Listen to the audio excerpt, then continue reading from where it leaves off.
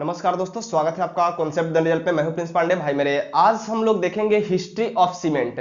हमने देख लिया था introduction of concrete technology. Concrete technology का हम लोग इंट्रोडक्शन बहुत ही ब्रीफली तरीके से और बहुत ही जबरदस्त तरीके से हम लोगों ने खत्म किया है।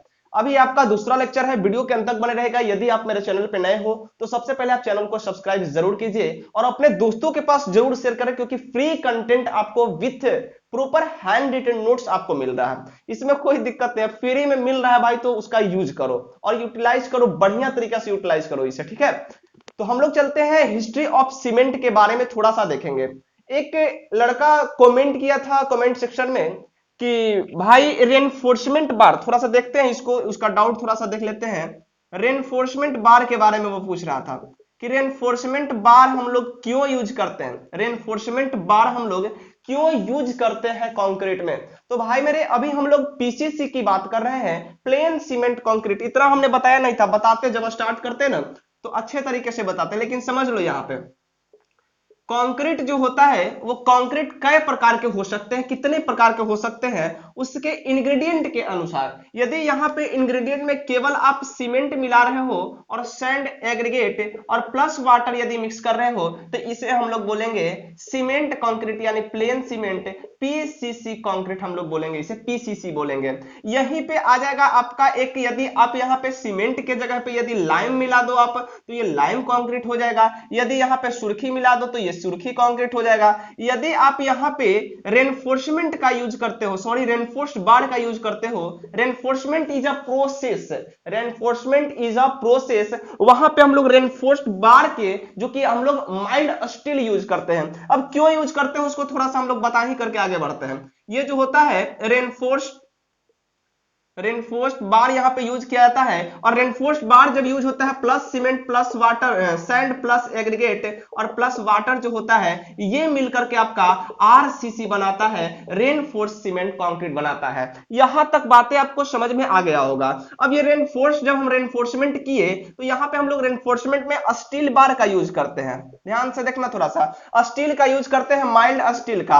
अब ये माइल्ड स्टील का ही हम क्यों यूज करते हैं, एक देखो इसी में होता है एक नॉर्मल स्टील बार आपका आ जाएगा स्टील बार, और एक HYSD बार हो जाता है, हाई यील्ड स्ट्रेंथ डिफॉर्मेशन बार हो जाता है। इतना आप लोगों को अभी नहीं पढ़ना है, जब आरसीसी पढ़ोगे 6th सेमेस्टर में जाओगे वहां पे आरसीसी जब पढ़ोगे तो आपके पूरे तरीके से ये सारे चीज का नॉलेज आपके पास होगा। अभी हम लोग पीसीसी के बारे में केवल बात कर रहे हैं, लेकिन आप समझ लो यहां तक कोई दिक्कत नहीं है। अब पूछ रहा था वो लड़का कि माइल्ड स्टील ही हम लोग क्यों यूज करते हैं, तो हमने आपको बताया था कि जो कंक्रीट होता है वो ब्रिटल मटेरियल होता है, और ब्रिटल मटेरियल जो होते हैं वो कंप्रेशन में स्ट्रांग होते हैं। हमने बताया था कि कंक्रीट जो क्या होता है, कंप्रेशन में स्ट्रांग होता है, टेंशन में वीक होता है।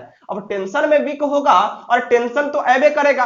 अरे भाई जब बीम हम ढालेंगे, बीम का हम वहां पे कास्टिंग करेंगे तो टेंशन तो उसमें जनरेट होगा। बीम कैसा होगा उस पर डिपेंड करेगा कि कौन सा बीम है।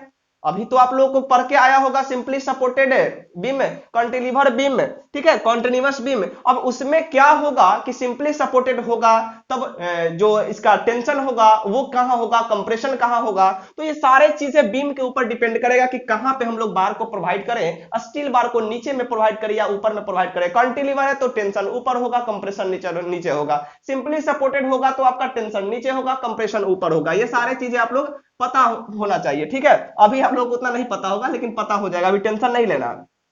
अब माइल्ड स्टील ही क्यों यूज करते हैं ये तो पता हो गया, क्योंकि माइल्ड स्टील एक प्रकार का डक्टाइल मटेरियल होता है। और ये डक्टाइल क्या होता है, डक्टाइल आप लोग जानते होंगे कि जितना हम लोग उसको इलोंगेट करें, यानी इलोंगेट करें तो होते चल जाए, यानी डक्टिलिटी उसमें हो थोड़ा सा। डक्टिलिटी में तो सोना भी डक्टिलिटी होता है, चांदी भी होता है, बट हम लोग इसका ही क्यों यूज करते हैं, क्योंकि माइल्ड स्टील और कंक्रीट के बीच में परफेक्ट बॉन्डिंग बनता है, एक बहुत ही जबरदस्त बॉन्ड बनता है। ये दोनों के बीच में बहुत जबरदस्त प्यार करता है दोनों, समझा। और ये दोनों जब बहुत जबरदस्त प्यार करेगा तो दोनों साथे साथे रहना चाहेगा, और यदि दोनों को साथ में रखेंगे तो और क्या दिक्कत है। जब प्यार भाई कर ही रहा है और साथ में है ये है तब क्या प्रॉब्लम होने वाली बात है। तो यहाँ पे माइल्ड स्टील ही हम लोग यूज करते हैं क्योंकि डक्टाइल मटेरियल है। एक और इसमें क्या प्रॉपर्टीज आ जाती है जो कि बहुत बेहतरीन होता है, आप लोग को उतना डीपली नहीं जाना है लेकिन समझ लो आप लोग, इसका थर्मल कॉफिशिएंट जो होता है स्टील का और ये जो कंक्रीट का, ये दोनों लगभग लगभग सेम होते हैं। इसी कारण हम लोग रेनफोर्समेंट बार में माइल्ड स्टील का यूज करते हैं। अब समझ में आ गया होगा। और क्यों यूज करते हैं? क्योंकि टेंशन में कंक्रीट वीक होता है और टेंशन को रेसिस्ट करने के लिए हम लोग को बार यूज करना पड़ेगा। आपका डाउट क्लियर? अब हम लोग चलते हैं हिस्ट्री ऑफ सीमेंट में, हम लोग देखेंगे। देखो हिस्ट्री ऑफ सीमेंट, सबसे पहला चीज हम लोग देखेंगे कि सीमेंट का हिस्ट्री, आखिर हम लोग को सीमेंट मिला तो कहां से मिला, सीमेंट में हम लोग आए तो कहां से आए, सबसे पहले सीमेंट का यूज हम लोग किए तो कहां किए, और सीमेंट जो था वो सबसे पहले किस मटेरियल से हम लोग को सीमेंट आया। ये सारे चीजें का नॉलेज आपको इस वीडियो में मिलेगा। वीडियो के अंत तक आप बने रहे। यहां लिखा गया the history of cement material is old age the history of engineering construction. बात भाई सही है। देखो लैंग्वेज है थोड़ा सा, और ये समझो थोड़ा सा इस लैंग्वेज को, इंजीनियरिंग कंस्ट्रक्शन के हिस्ट्री से ज्यादा पुराना हिस्ट्री है सीमेंटिंग मटेरियल का। भाई मेरे, इंजीनियरिंग कंस्ट्रक्शन हम बताए हैं कि कब बनेगा, जब सीमेंटिंग मटेरियल होगा, और सीमेंटिंग मटेरियल ही नहीं होगा तो इंजीनियरिंग कंस्ट्रक्शन बनेगा कहां से? तो जाहिर सी बात है उसका पुराना हिस्ट्री होगा। अब यही चीज लिखा गया है, Egyptian mostly use cementing material. अब इजिप्ट भाई मेरे एक देश है, वहां पे इजिप्ट की राजधानी किंशासू होता है। ये सारे चीज हम लोग को, देखो हिस्ट्री उतना पढ़ना नहीं, हम लोग को हिस्ट्री नहीं जानना, हम लोगों को कि क्या हिस्ट्री है, बस थोड़ा सा ब्रीफली हल्का सा ऊपर ऊपर देख लेना है। मोस्टली यूज, आप लोग का सिलेबस भी ये चीज नहीं है, ठीक है, लेकिन आप लोग नॉलेज के लिए सब जानो।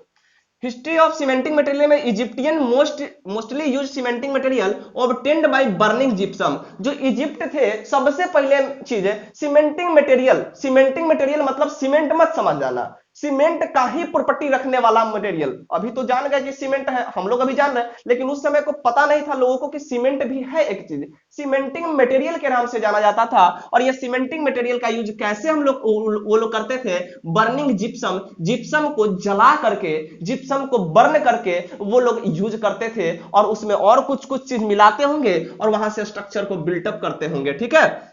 उसके बाद ग्रीक एंड रोमन जो है वो यूज करते थे वो लोग cementing material obtained by burning limestone. ये देखो ये सब पॉइंट थोड़ा सा याद रखना, कंपटीशन के एग्जाम में ये सब पॉइंट आपको पूछे जाएंगे कि रोमन जो है और ग्रीक है वो किस चीज को जला करके यूज करते थे, तो ये बर्निंग लाइमस्टोन को यूज करता था। और ये जिप्सम जो है यूज करता था कौन? इजिप्टियन यूज करता था जला करके। काम तमाम यहां तक। अब देखो analysis of mortar from great pyramid, जो कि इजिप्टियन में यहां पे स्थित है, ग्रेट पिरामिड का एनालिसिस किया गया। ग्रेट पिरामिड में मोर्टार होगा, ग्रेट पिरामिड एक स्ट्रक्चर था, उसमें मोर्टार का एनालिसिस किया मोर्टार का, तो पाया गया एनालिसिस में कि 81 पॉइंट, ध्यान देना थोड़ा सा, 81.5% कैल्शियम सल्फेट पाया गया, कैल्शियम सल्फेट पाया गया। और यहां पे 9.5% जो था वो कार्बोनेट पाया गया, वो कार्बोनेट पाया गया, ठीक है। ये सारे चीज थोड़ा सा आप ध्यान में रखना, ये बता रहे हैं, आपका सिलेबस में नहीं है लेकिन आपको पढ़ना है थोड़ा ये। After some year Greek and Roman were used volcanic material, volcanic material थोड़ा सा ध्यान देना इस बात को, volcanic material such as ash, ash मतलब क्या? राख होता है, एंड टफ, टफ भी एक प्रकार का वोल्केनिक एस है। और mixed lime and sand, lime को मिक्स किया और sand to give superior strength, strength को पाने के लिए, स्ट्रेंथ को to gain superior strength, strength को पाने के लिए यहां पे ये सारे चीजों को मिला करके ग्रीक और रोमन ने क्या किया? यूज किया इसको। अब हम लोग देखते हैं कि वोल्केनिक मटेरियल के बारे में थोड़ा सा हम लोग जानते हैं, तो आपको पता होगा, इसको हम थोड़ा सा मिटाते हैं, इसको आपको पता होना चाहिए कि वोल्केनिक इरप्शन के बारे में थोड़ा सा हम लोग चर्चा करते हैं। 7th क्लास की बात है, ज्यादा नहीं, 7th क्लास का हम चीज थोड़ा सा देख रहे हैं। Volcanic eruption, volcanic eruption. अब वोल्केनिक इरप्शन में सबसे पहले वोल्केनिक की बात करते हैं, वोल्केनो की बात करते हैं। वोल्केनो मतलब क्या होता है मेरे भाई?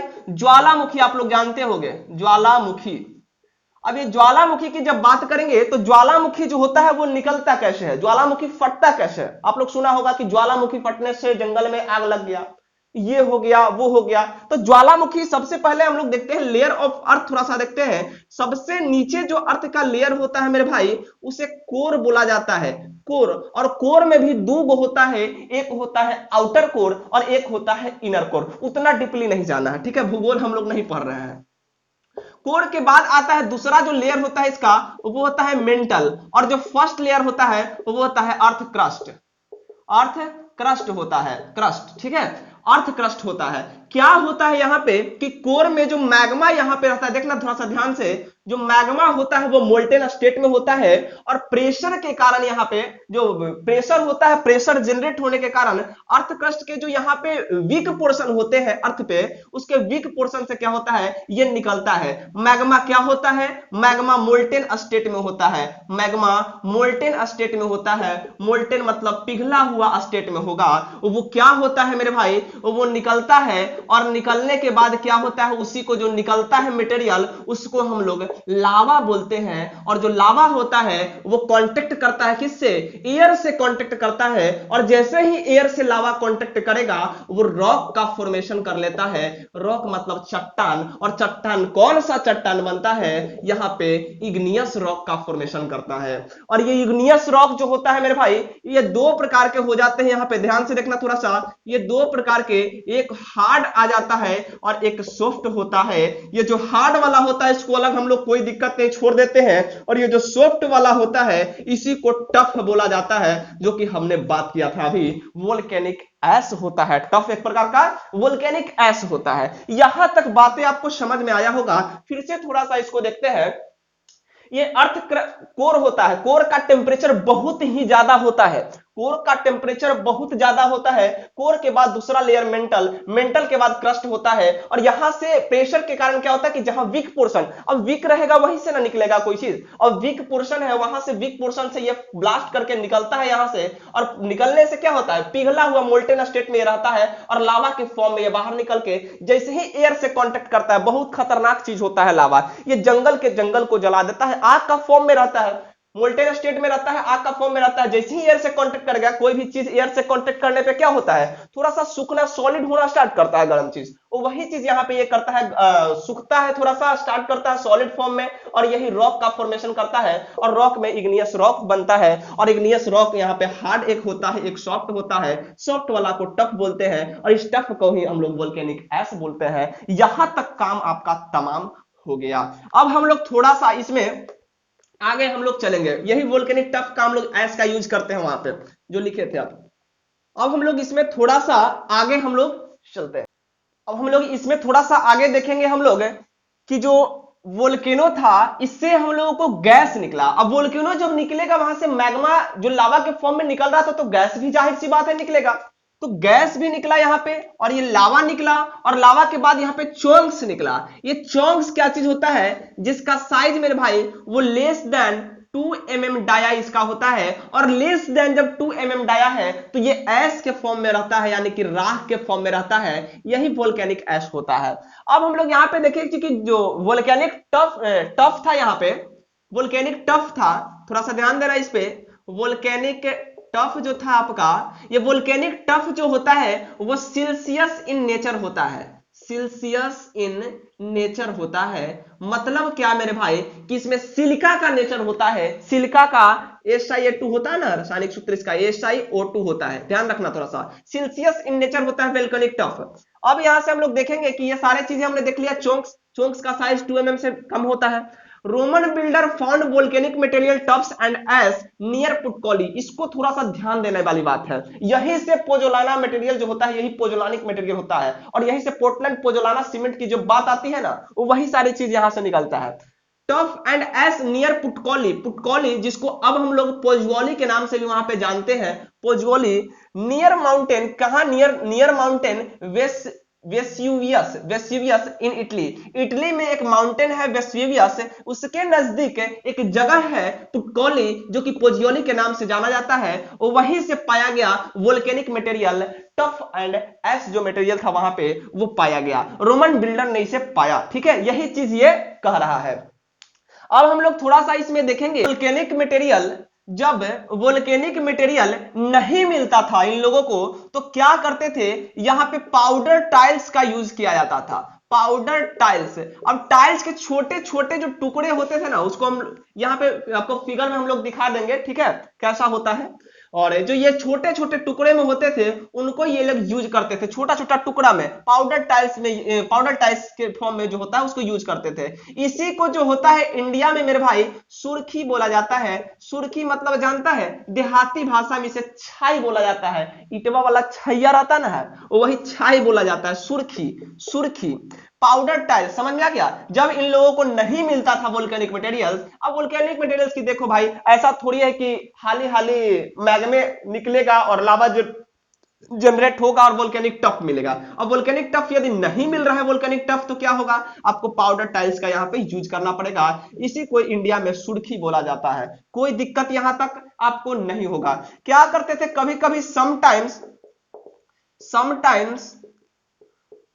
रोमन रोमन के लोग क्या यूज करते थे, sometimes blood and milks mixed with mortar के साथ वो लोग क्या करते थे, कभी कभी ब्लड और मिल्क को भी मिला देते थे। ये ब्लड और मिल्क को क्यों मिलाते थे, क्योंकि ब्लड में मेरे भाई हीमोग्लोबिन होता है। ब्लड में क्या होता है, हीमोग्लोबिन। देखो अब इतना बायोलॉजी हम पढ़ाएंगे नहीं कि प्लेटलेट्स, प्लाज्मा और आरबीसी, डब्ल्यूबीसी, इतना नहीं पढ़ना आप लोगों को। ब्लड में क्या होता है, हीमोग्लोबिन होता है। इसका सूत्र बहुत जबरदस्त होता है हीमोग्लोबिन का, उतना अब याद करने लायक है नहीं। तो ब्लड में क्या होता है, हीमोग्लोबिन। और हीमोग्लोबिन क्या होता है, एयर इन ट्रेनिंग एजेंट होता है। एयर इन ट्रेनिंग एजेंट का मतलब देखो क्या हुआ, ये एक प्रकार का एडमिक्सचर होता है। क्या होता है, एडमिक्सचर होता है। आपको पूरा नोट्स में दिया गया, कोई टेंशन नहीं लेना है, समझो थोड़ा सा। एडमिक्सचर होता है। ये एडमिक्सचर हमने आपको बताया था कि एक प्रकार का केमिकल होता है। और केमिकल क्यों हम लोग यूज करते हैं, तो improve the properties of fresh concrete and also improve the strength and properties of harden concrete, ये हमने बताया था। एयर इन ट्रेनिंग एजेंट जो था वो एडमिक्सचर हो गया। एडमिक्सचर में जब हम लोग देखेंगे टाइप्स ऑफ एडमिक्सचर, तो बहुत सारे एडमिक्सचर है, जैसे कि वाटर, जैसे कि आपका है बहुत सारे हैं, जैसे कि एक्सीलरेटर हो जाएगा, रिटार्डर हो जाएगा, सुपर प्लास्टिसाइजर हो जाता है, एयर इंट्रेनिंग एडमिक्सचर होता है, बहुत सारे एडमिक्सचर, वाटर रिड्यूसिंग एडमिक्सचर होता है। तो ये एयर इंट्रेनिंग एडमिक्सचर का काम क्या होता है कि जो कंक्रीट होता है उसमें जो एयर बबल होते हैं उसको रिमूव करता है, ठीक है, ये काम ये करता है। तो यहाँ पे मोर्टार की बात आ गई। हम लोग बात किए थे मोर्टार, अब मोर्टार का होता है, थोड़ा सा उसको समझ लो। हम बताया नहीं थोड़ा सा, लेकिन समझ लो, सॉरी बताया नहीं, पहले बता देना चाहिए था।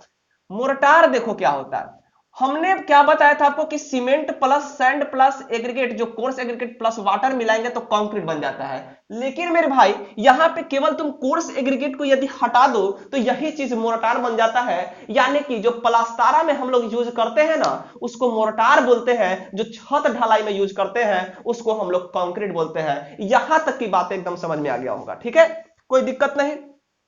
अब इसके बाद थोड़ा सा हम लोग आगे चलेंगे। देख लिए एयर इंट्रेनिंग एजेंट होता है, इसके लिए हम लोग यूज करते हैं। अब कोई बोलेगा कि ब्लड की क्या बात है, भाई उस समय की पुराने हिस्ट्री की बात है, ये सब बहुत पहले की बात आ रही है। अब हम लोग इसमें थोड़ा सा आगे हम लोग देखते हैं कि सीमेंट का सबसे पहले इन्वेस्टिगेट हुआ कि सीमेंट हम लोग को कैसे मिलेगा, इन्वेस्टिगेशन चालू हुआ वहां पे। तो इन्वेस्टिगेशन में 1756 ईस्वी में ये सेमियटन नामक वैज्ञानिक जो थे, जिन्होंने भाग लिया। कब, 1756 की बात है, 1756 की बात है। उसके बाद आते हैं एलजे। देखो इतना याद नहीं करना, लेकिन नॉलेज के लिए आप जरूर लिख लेना, प्रॉपर वाइज नोट्स तैयार कर लेना, हम आपको देंगे। L J Vicat prepared cement by hydraulic lime के द्वारा, बाय मिक्सचर ऑफ, जो कि मिक्सचर है किसका, लाइम स्टोन एंड क्ले का।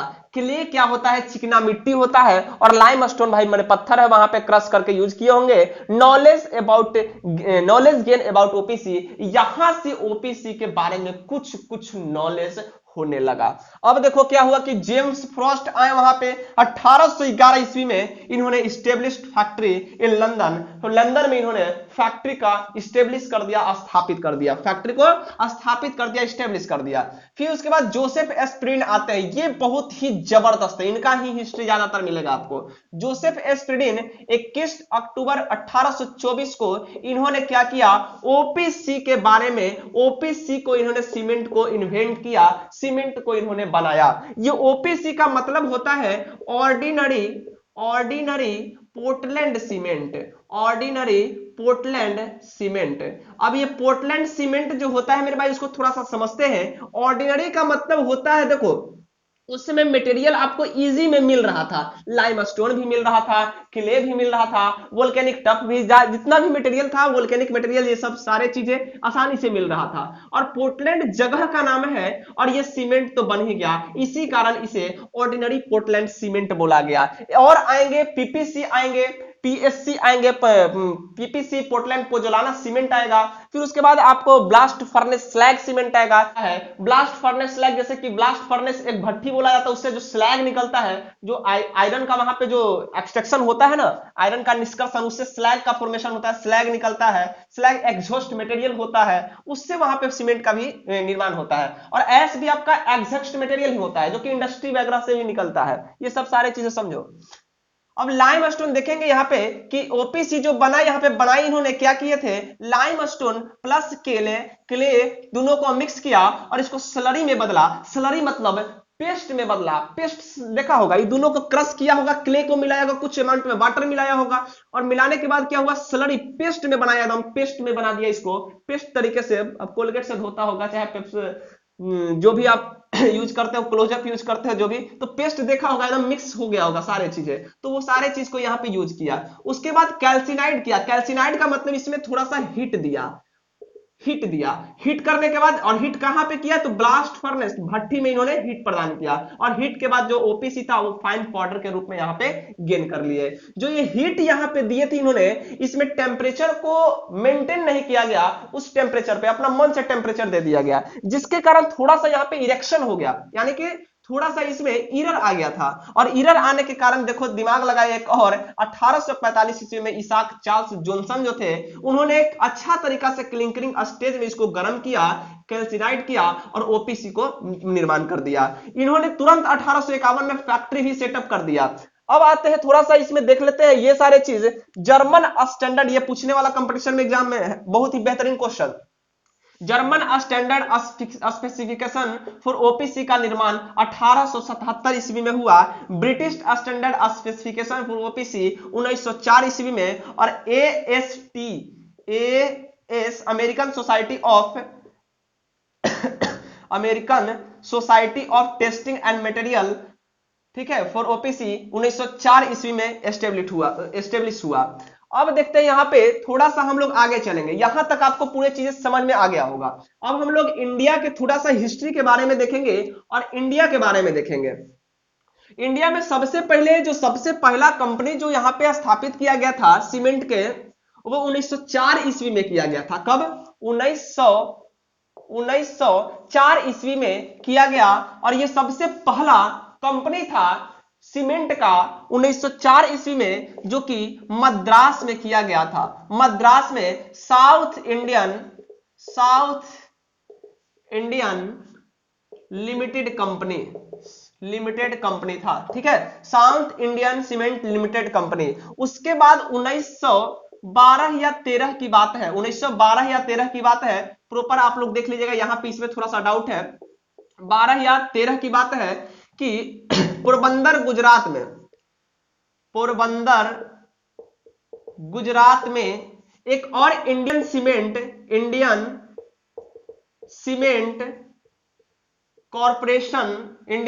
कॉरपोरेशन लिमिटेड कंपनी का निर्माण किया गया। और ये जो कंपनी था 1912 से 13 में यहां पे स्टेब्लिश हुआ। इंडिया जो है वो, India is the second largest cement producer country after China. China के बाद दूसरा नंबर पे इसका स्थान है सबसे ज्यादा सीमेंट प्रोड्यूस करने में, ठीक है।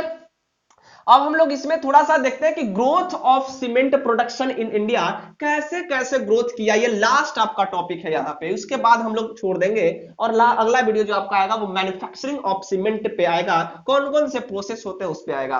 तो हम लोग चलते हैं थोड़ा सा इसमें देखते हैं ग्रोथ के बारे में कि ग्रोथ कैसे कैसे ग्रोथ किया इंडिया का प्रोडक्शन, सीमेंट का प्रोडक्शन।